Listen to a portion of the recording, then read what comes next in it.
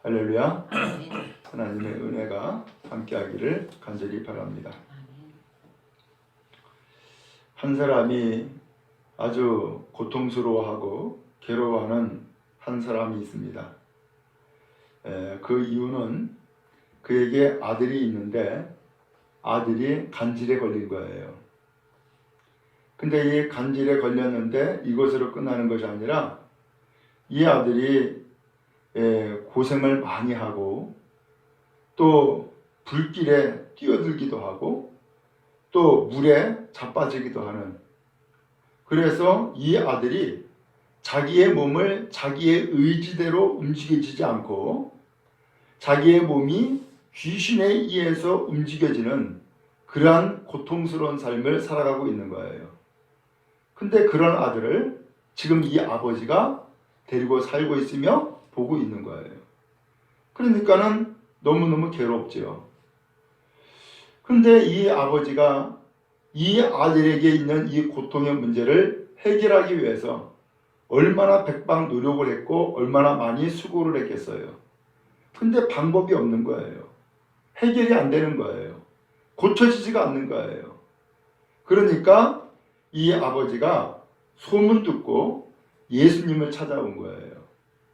근데 공교롭게도 예수님을 찾아왔는데 예수님이 또 안 계신 거예요. 왜 안 계시느냐? 오늘 성경 14절 이전에 앞에 내용에 보면은 예수님이 제자들 가운데에 그래도 믿음이 있다라고 하는 베드로, 야고보, 요한 이 세 명의 제자를 데리고 산에 가신 거예요. 근데 이 산에 가셔서 거기에서 예수님이 변화가 되셨어요. 그래서 모세와 엘리야가 나타나고 예수님이 그들과 함께 대화를 나누는 장면을 보기도 했죠. 근데 구름이 내려오더니만은 구름 속에서 음성이 들리죠. 이는 내 사랑하는 아들이고 내가 기뻐하는 자니 너희는 저의 말을 들어라 라고 하는 음성을 들어요. 그리고서는 보니까는 모세도 사라지고 엘리야도 사라지고 예수님만 보였다. 바로 이것이 성경에 나오는 내용인 거예요. 그 구름 속에서 들려졌던 그 음성, 이는 내 사랑하는 아들이요 내 기뻐하는 자니 너희는 저의 말을 들어라. 예수님이 누구라고 했어요? 하나님의 사랑하는 아들이라는 거예요. 예수님이 누구라고요? 하나님이 기뻐하는 분이라는 거예요. 또 예수님이 누구라고요? 예수님이 하실 말씀을 하니까 제자들아 너희들은 너희들 말하지 말고 예수님의 말을 잘 들어 라고 하면서 하늘의 음성이 들려지게 된 거예요. 근데 한편 산 아래에는 지금 나머지 제자들에게 누가 찾아왔어요? 바로 이 귀신 들린 아들을 둔 아버지가 그 아들 데리고 찾아온 거예요. 그래서 그 아들의 귀신 들린 것을 고쳐달라고.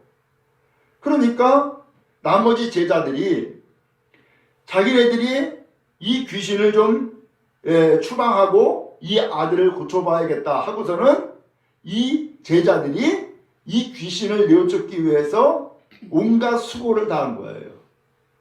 근데 이게 웬일이에요? 귀신이 여전히 있는 거예요. 안 떠난 거예요.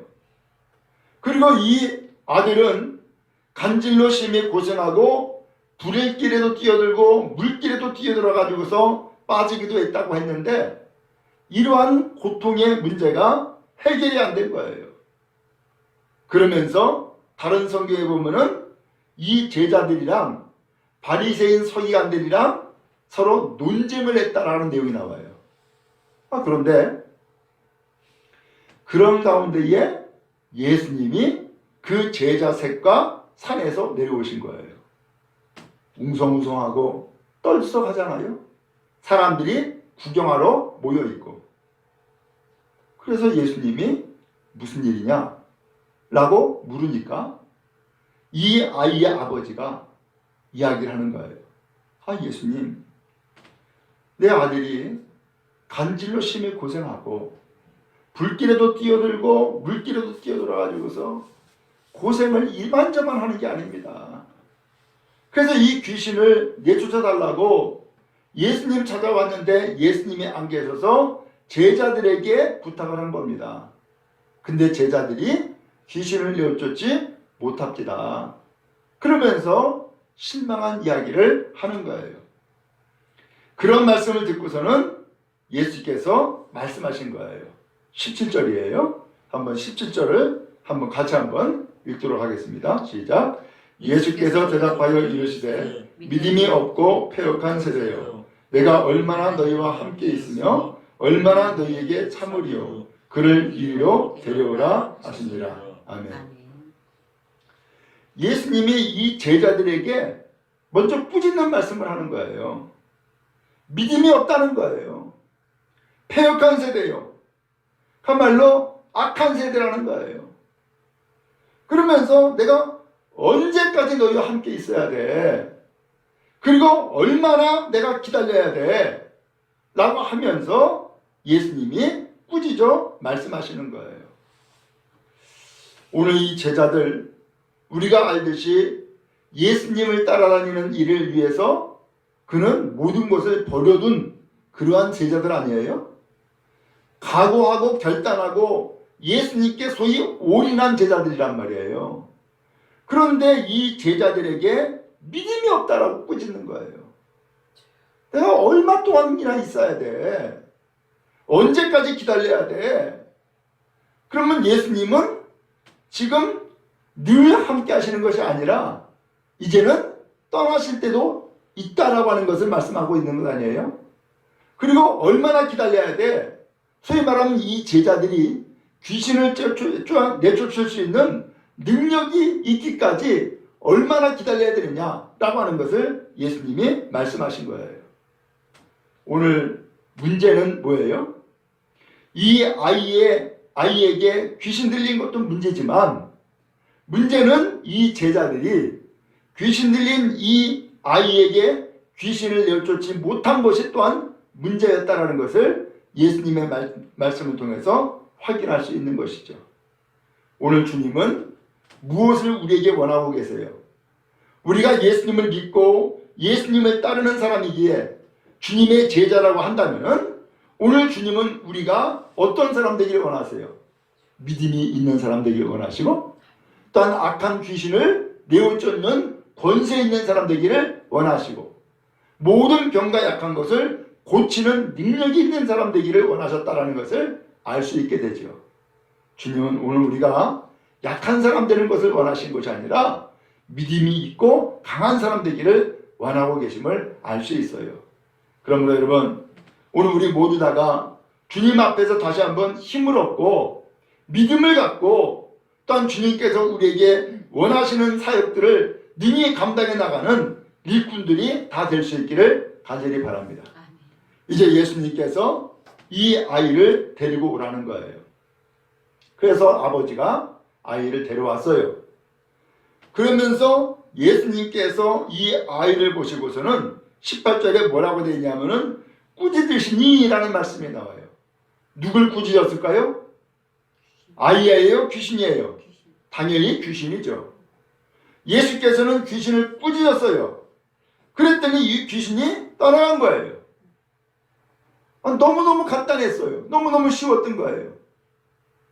그리고 아이는 그때부터 어떻게 됐어요? 나아버렸어요. 간질이 나아졌고, 귀신의 불에 뛰어드는 것도 사라졌고, 물에 뛰어드는 것도 사라졌고, 이 아이가 온전해진 거예요. 그동안에 이 아이가 누구의 지배를 받고 살아왔어요? 귀신의 지배를 받고 살아왔고, 귀신이 데리고 가는 대로 끌려다녔으며, 귀신이 불에 던져놓으면 그냥 던져졌던 것이고, 물에 빠뜨리면 그냥 빠졌던 것이고, 이 아이에게는 자기 스스로 조종하고 컨트롤할 수 있는 그런 힘과 능력이 전혀 없는 상태가 되어버리고 말았던 거예요. 왜요? 이 아이에게 귀신이 들어가서 그에게 역사했기 때문이었어요. 주님은 오늘 우리가 귀신에 들려서 귀신이 역사하는 대로 끌려가는 인생이 아니라 성령께서 우리 가운데 계셔서 우리를 역사하시는 하나님의 은혜의 삶을 살아가기를 원하실 줄로 믿습니다. 그러므로 오늘 우리는 먼저 주님, 주 성령이 나에게 오셔서 나에게 충만케 하시고 다스려 주시고 나를 이끌어 주시고 나를 복되게 해 주옵소서. 주님 앞에 간구하는 이 시간 또한 되을 수 있기를 간절히 바랍니다. 자, 한편 예수님의 제자들이 나중에 예수님에게 조용히 찾아왔어요. 예수님, 우리는 어찌하여 귀신을 쫓아내지 못한 겁니까? 라고 물어본 거예요. 이 제자들도 얼마나 답답했을까? 아니, 그렇게 귀신을 내어 쫓으려고 애를 썼는데 안 떠나가고, 예수님은 그냥 꾸짖어 버리니까는 귀신이 떠나가 버리고, 도대체 이게 왜 우리는 안 되는 거야? 왜 우리는 이 귀신에 꼼짝도 안 하는 거야? 하고서는 답답했던 거예요. 그 예수님한테 물었던 거죠. 우리는 어찌하여 쫓아내지 못한 겁니까? 그랬더니 예수님이 한마디로 말씀하시는 거예요. 뭐라고 했어요? 너희 믿음이 작은 까닭이다. 믿음이 어떻다고요? 작대요. 오늘 예수님은 우리의 믿음이 작기를 원하신 것이 아니라 크기를 원하셨구나라는 것을 알 수 있죠. 그러면 이 믿음이 어느 정도 크기를 원하셨을까? 에베소서의 말씀에 보면은 우리의 믿음이 장성한 분량에 충만한 데까지 이르리니 이런 말씀이 나와요. 장성? 소위 말하면 사람이 장성한 분량까지 자랐다 그러면은 소위 어른이 된 거죠. 그죠? 오늘 주님은 우리의 믿음이 어른만큼 자라기를 원한다라는 거예요. 어른만큼 자라기를 원한다. 그래서 이 믿음이 작은 까닭이다. 곧 믿음이 크면은 이 귀신도 떠나가는 역사가 나타난다는 거예요.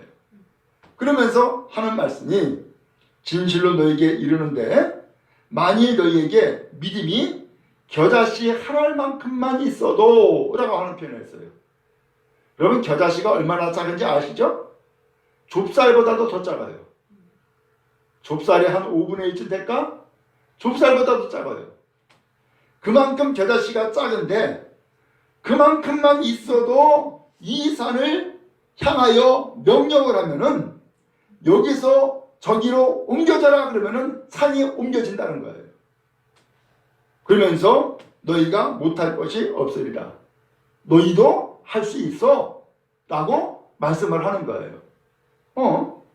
그러면은 이 말씀을 글자 그대로 해석을 하면은 제자들의 믿음이 지금 얼만큼이라는 거예요.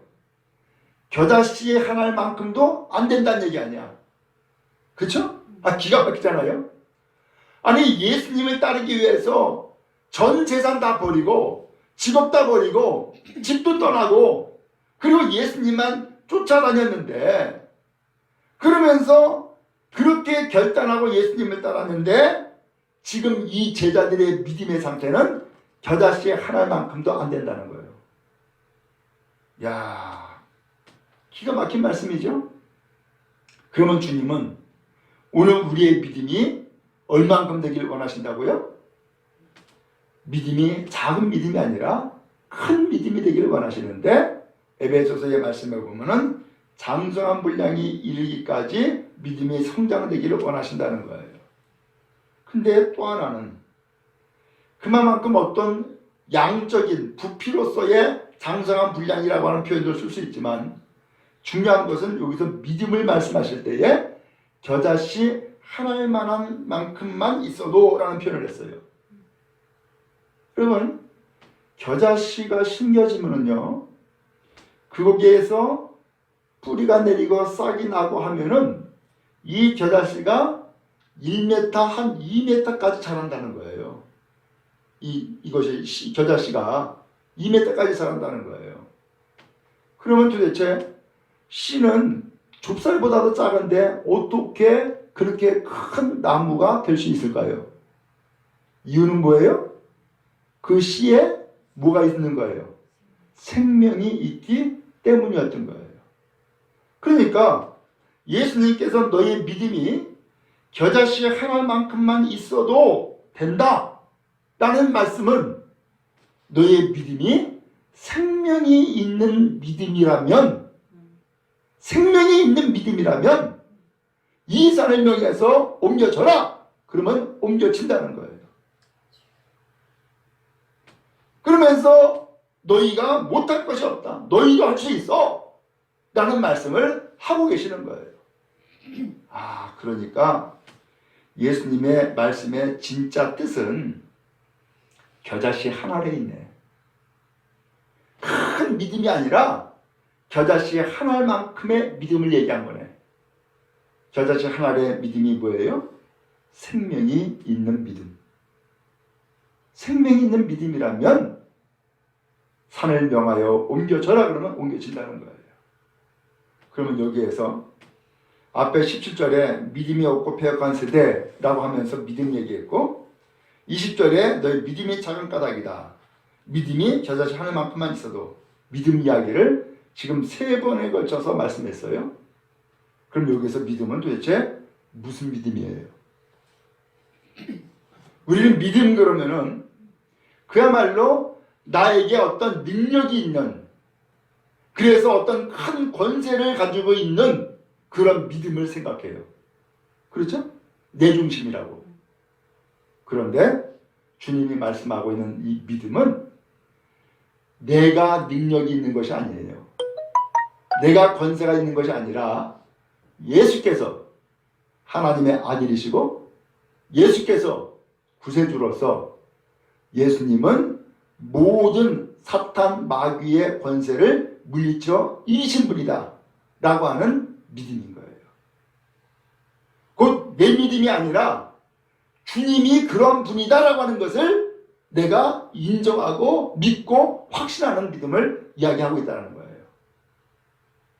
그런 의미에서 오늘 여러분, 우리는 연약해요.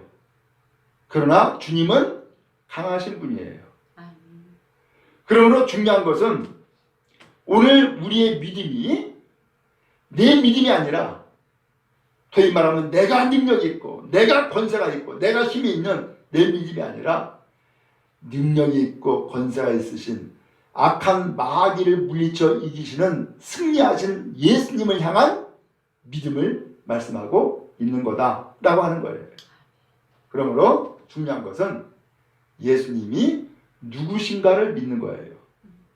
예수님의 권세가 어떠한가라는 것을 믿는 거예요. 예수님의 능력이 어떠한가라는 것을 믿는 거예요. 바로 이 믿음이 우리에게 있으면 된다라고 하는 거예요. 그런 의미에서 혹시 여러분 TV를 보면은 아시죠?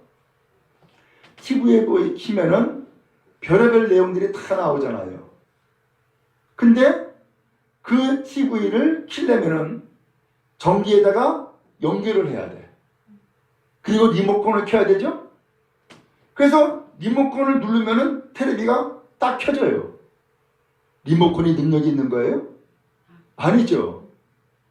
TV 자체에 방송국에서 송출해가지고서 TV 자체를 키면은 거기에 방송국에서 만들어낸 온갖 프로그램들이 다 보여질 수 있게 다 준비가 되어 있는 거예요. 그렇기 때문에 능력은 리모컨에 있고 전기줄에 있는 것이 아니다라는 거예요. 전기줄, 리모컨은 단순히 TV를 켜는 역할만 할 뿐인 거예요. 우리에게 주님이 말씀하시는 믿음이 바로 그거예요. 능력은 이 리모컨에 있는 것이 아니고 TV에 있는 것처럼 능력은 예수님께 있는 것이고, 예수님께서 그 이름으로 우리에게 역사하기까지 내가 예수님의 이름의 권세와 능력을 내가 의지하는 거예요. 내가 믿는 거예요. 이것을 오늘 예수님은 믿음이다 라고 말씀하고 계신 거예요. 그러면서 예수님이 말씀하기를 17절에 믿음이 없고 패역한 세대여, 내가 얼마나 너희와 함께 있으며 언제까지 너희와 함께 있어야 돼? 실제로 예수님은 이후에 떠나셨죠. 근데 예수님이 떠나실 때에 그냥 떠난 것이 아니라 우리에게 예수님의 권세와 능력을 우리에게 남겨두고 가신 거예요. 예수님의 권세와 능력이 뭐예요? 예수의 이름이에요. 예수의 이름을 우리에게 남겨두신 거예요. 더 나아가서 얼마나 너에게 참으려? 언제까지 기다려야 돼? 라고 하는 것은 예수님의 그 권세와 능력이 있는 그 이름을 우리가 쓸 수 있기까지, 그 이름을 부르기까지 언제까지 기다려야 되느냐? 라는 말씀을 하는 거예요. 누가 불러요? 예수님의 권세와 능력이 있음을, 그 이름에 있음을 믿는 사람이 예수님의 이름을 찾고 예수님의 이름을 부르는 거잖아요. 그런 의미에서 오늘 여러분, 주님은 우리가 주님이 지금 여기에 함께 하시지 않고 저 하늘나라에 올라가 계신다 할지라도 오늘 우리는 이 땅에서 예수님의 그 이름의 권세와 능력을 믿고 의지하여서 주님이 여기에 계시지 않아도 주님의 이름을 가지고 주님의 권세와 능력을 마음껏 발휘하는, 마음껏 쓰는 사람이 되기를 원하셨다는 것을 알 수 있고요. 더 나아가서 얼마나 너에게 참으려? 언제까지 기다려야 돼? 라고 하는 것은 오랫동안 기다리는 것이 아니라 그 권세와 능력을 믿고 지금 주님의 이름을 부를 줄 알고 지금 주님의 이름의 권세와 능력을 힘입을 줄 아는 사람이 되기를 원하셨다라는 것을 말씀하고 있는 거예요. 그래서 지금 귀신 들려서 간질로 고생하는 이 아이 데리고 온 아버지, 예수님은 지금 변화산에 올라가 계신다 할지라도 그 제자들이 진정 그들의 믿음에 예수님의 이름이 있고 예수님의 이름이 권세와 능력이 있다는 것을 믿는 믿음을 가지고 있다 하면은 예수님은 산에 올라가 계신다 할지라도 산 아래에서 얼마든지 귀신을 내어줄 수 있다 없다? 있다 라는 것을 말씀했던 거예요. 오늘 여러분, 그런 의미에서 주님은 이 시간 십자가에 못 박혀 돌아가셨고 그리고 하늘나라에 올라가셨어요. 육신으로 우리와 함께하지 않으셔요. 그리고 예수님은 우리에게 그 이름의 권세를 남겨두신 거예요. 그래서 우리가 기도할 때에도 예수의 이름으로 기도하고요. 또한 예배할 때도 예수님의 이름으로 예배하는 거예요. 그러므로 그 예수님의 이름이 권세요, 능력인 거예요. 그러므로 주님이 우리에게 예수님이라고 하는 그 이름을 주셨다는 것을 기억하면서 예수님의 이름을 믿고 의지하는 믿음의 성도 다 되어지기를 간절히 바랍니다. 그래서 귀신이 역사하는 사람이 아니라 성령이 충만한 주님의 사람으로 오늘도 믿음의 길을 함께 갈 수 있기를 주님의 이름으로 축복합니다.